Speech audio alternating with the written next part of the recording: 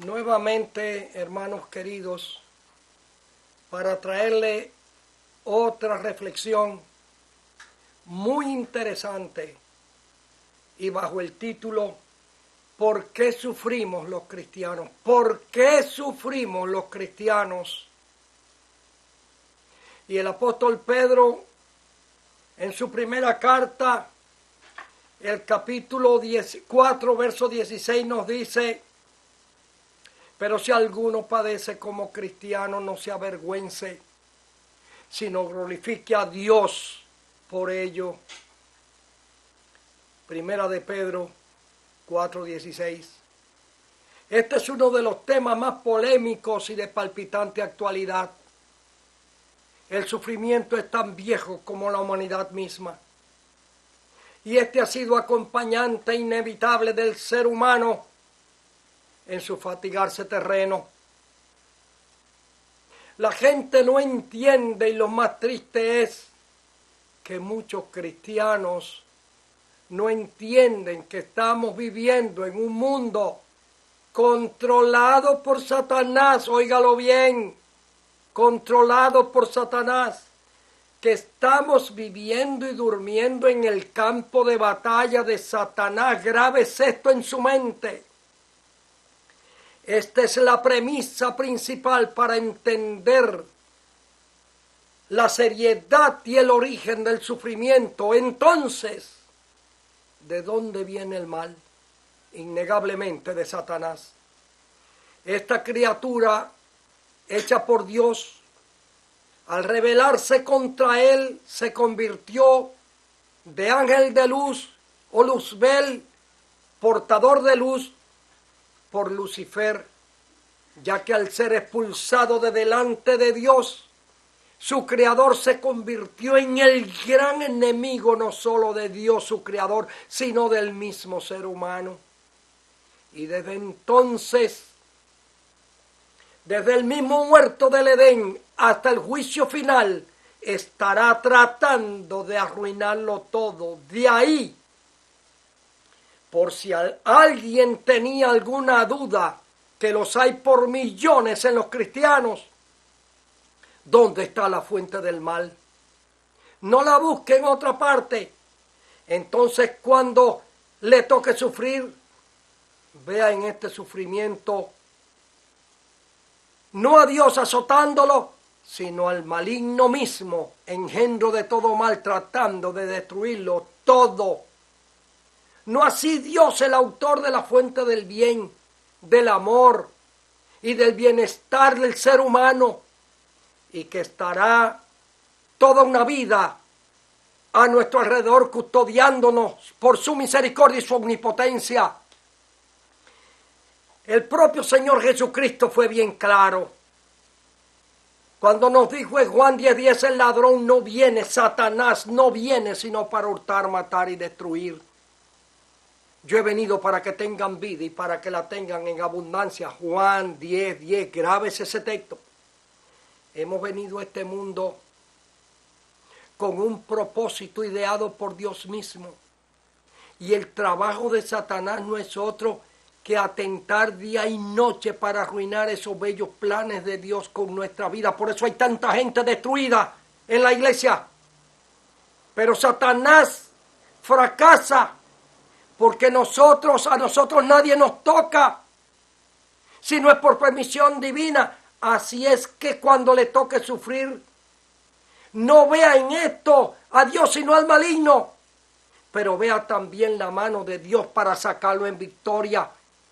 Y siempre detrás de cada prueba y sufrimiento, usted va a estar viendo a Satanás que lo quiere destruir, pero vea también la mano de Dios para sacarlo en victoria.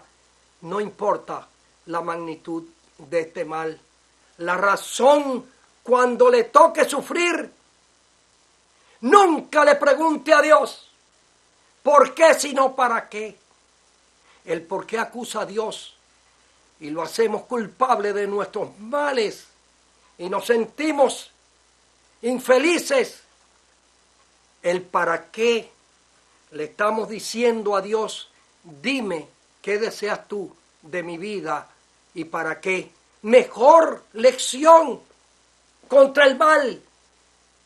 Mi sabio consejo, graduado en la escuela del sufrimiento y la adversidad, que ha sido mi diario vivir, que nos dejó el salmista David, al decirnos en el Salmo 145, bienaventurados los que te invocan de veras, cumplirá el deseo de los que le temen, oirá asimismo el clamor de ellos y los salvará. Salmo 145, 18 y 19.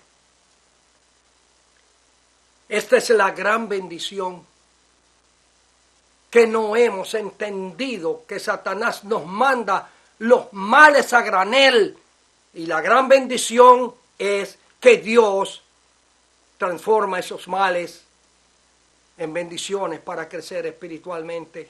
Si no es así, ¿cómo podríamos contrastar el poder del maligno bajo el poder de Dios? Esa es la gran bendición. En medio del mal y la tragedia que Satanás nos manda a granel, ahí está la mano de Dios para contrastar.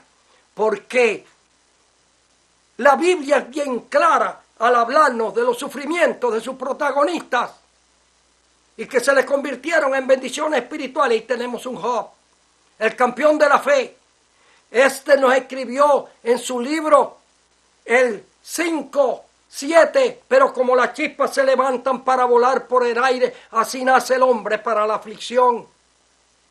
Uno de los grandes campeones de la fe, insigne hombre de la fe, que ganó victorias de sufrimiento. Nosotros estamos de paso en este mundo y Satanás lo que quiere es que nos destruyamos para que perdamos el camino al país de gloria. Estamos en el campo de batalla de Satanás, viviendo y durmiendo. Él todos los días quisiera destruirnos, porque sabe que vamos rumbo a la patria celestial. Como ha dicho alguien, y acertadamente, el sufrimiento es el cincel de Dios que perfecciona el carácter humano. Yo espero que cuando el mal y el desaliento lo visite, cristiano, se acuerde que nuestro Señor Jesucristo, siendo Dios humanado, no escapó de los ataques de Satanás hasta que entró en las mansiones celestiales. Ese fue el plan de Satanás con el Hijo de Dios. ¿Qué tú puedes esperar, cristiano? Y nuestra gran esperanza es que así sucederá con nosotros, camino a la patria celestial. Él tratará de destruirnos constantemente y en toda hora. Hace 30 años me está siguiendo un artículo anónimo, que por ser anónimo, una historia conmovedora de sufrimiento, de batallas, de victoria de la iglesia primitiva. Consideré este artículo digno de ser incluido en uno de los capítulos de mi libro sobre el Espíritu Santo. Ese capítulo se titula Sangre, Fuego y Humo, que habla de los sufrimientos atroces de la iglesia primitiva por echar los cimientos de la fe cristiana. Esa historia narra de la hija del general romano, el grande Pompeyo, que estaba en las graderías aplaudiendo la muerte de los cristianos en el ruedo destruido por los leones. Pero allí el Espíritu Santo la flechó, y ella, impactada por el poder del Espíritu Santo, descendió por las graderías al ruedo y llegó hasta la presencia del César. Y oiga esto, dice el escrito así: hervía la sangre inocente en la arena del circo romano bajo un sol de fuego. En su recio estrado, la figura imponente del César se mostraba al pueblo, y la chusma insana, cobarde, inhumana pedía más juegos. De pronto un silencio de espera se hizo en el pueblo. La mano enjollada del amo se alzó con imperio, y al conjuro de su asentamiento, una blanca y esbelta figura emerge en el ruedo. Avanza tranquila, las manos al pecho, sonriente su rostro, sereno su gesto. La chusma inhumana de las graderías, como fascinada, guardaba silencio. Comienza un murmullo que suave primero, va como olas muy pronto en aumento y llega hasta el trono del César, que viendo a la doncella virgen, la hija del grande Pompeyo que avanza al pueblo, reconoce en la pálida niña la hija del grande Pompeyo, general romano. Su estupor es grande, no puedo creerlo. Ella cuya mano disputaba asientos para ver la matanza de los cristianos, ella que en la corte su gracia de gran favorita de rancio abolengo, ahora en la arena estaba diciendo que pertenecía a la secta oscura, despreciada y pobre de los nazarenos. ¿No eran visiones que estaba sufriendo? Tal vez sus orgías de placer y sin freno estaban minando sus nervios de acero. Pero no, ella es, y viene sonriendo. La niña sonriendo avanza en silencio. De pronto detiene su paso y subiendo a la presencia del fiero tirano, sus ojos que tienen fulgores del cielo, le dice con suave y dulcísimo acento: César, adivino que crees que no es cierto que la hija del grande Pompeyo pueda ser la misma que ahora estás viendo, condenada al más bajo suplicio de la hez de tu pueblo. Y yo te comprendo, para ti la vida no es más que una orgía de placer sin cuento. No concibes que exista siquiera un ser tan sublime que quiero y por cuyo nombre, si fuera preciso, 1000 vidas daría, aún a este precio, César. El César guardaba profundo silencio. Y ella, entre tanto, con intenso celo le habló de la vida de aquel nazareno que pasó por la tierra, dejando a los hombres el mensaje tierno de un amor inmenso.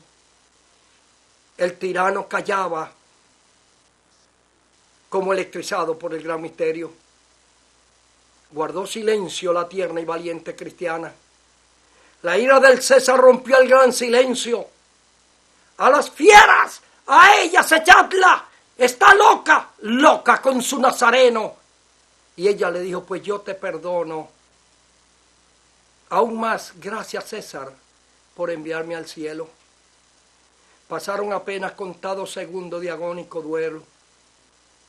Se abrieron las ruedas de las puertas de pesados hierros y decenas de fieras cebadas entraron al ruedo. La niña seguía sonriendo.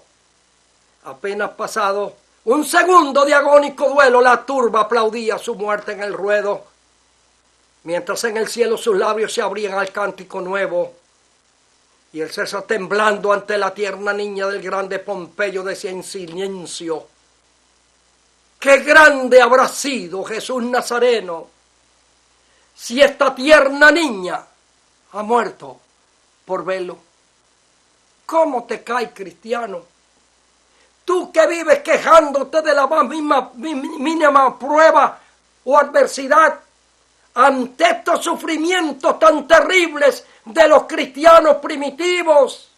Oye, que ardían como antorcha en el circo romano, los bañaban en brea y les pegaban fuego. O soltaban los leones cebados al ruedo y los despedazaban. Yo tengo en mi poder un pequeño video que da horror ver esto. Cristianos, qué poco preparados estamos para sufrir. Pero acuérdate de esto: en 30 años no le importó a Satanás la vida de Jesús. No se inmutó, ni siquiera si vivía o moría Jesús. No le importó. No hizo más Jesús que ser bautizado y ser llevado por el Espíritu al desierto. Empezó una persecución horrible y Lucas nos sorprende diciendo estas palabras: y el diablo se apartó de él por un tiempo. Si eso pasó con el Hijo de Dios, con poder y gloria, omnipotente, Dios entre los hombres, ¿qué queda para ti y para mí que estamos marchando rumbo a la patria celestial? Que Dios te bendiga.